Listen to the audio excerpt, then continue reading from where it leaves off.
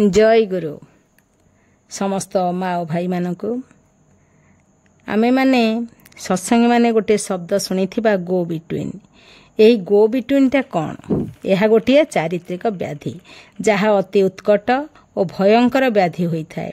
यह छारपोक परि दिनकु दिन बढ़ी थाए और यह मनीषर चरित्र को सांघातिक भावे आक्रमण करी जराजीर्ण जीर्णशीर्ण कर दिए।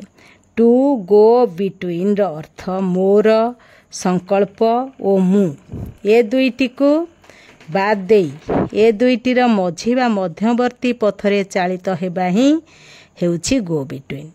जेतेबेले केही निज संकल्पर विच्युत होई चले ताकू गो बिटवीन बा द्वंद्वी वृत्ति कहा जाए।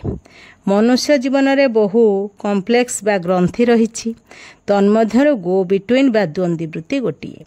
कथा देई कथा न रखिबा संकल्प करी ताकू ठीक मुताबक संपन्न न करिबा लक्ष्य पथरु विच्युत हेबा आदि चलनी को परम दयाल श्री श्री ठाकुर अनुकूल चंद्र गो बिटवीन कॉम्प्लेक्स नाम रे अभिहित करिसंती। अनेक प्रतिभावान व्यक्ति चरित्र मध्य एई गो बिटवीन रोगटी परिदृष्ट हुए। व्यवसायर व्यवसाय को उजाड़ी दबा साधकर साधना को पंड करिबा रोगी को औषध सेवन रु बारण करिबा ठारू जघन्य पाप बा अपराध आउ किछि थाई न पारे।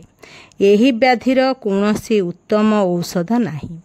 यार एकमात्र औषध है यह न करिबा अर्थात जहाँ आमे संकल्प करिथिबा ताकू मनर दृढ़ता सहित परिपूरण बा पालन करिबा आउ संकल्प करिथिबा कथारू विच्युत न हेबा ही यार एकमात्र औषध। जय गुरु।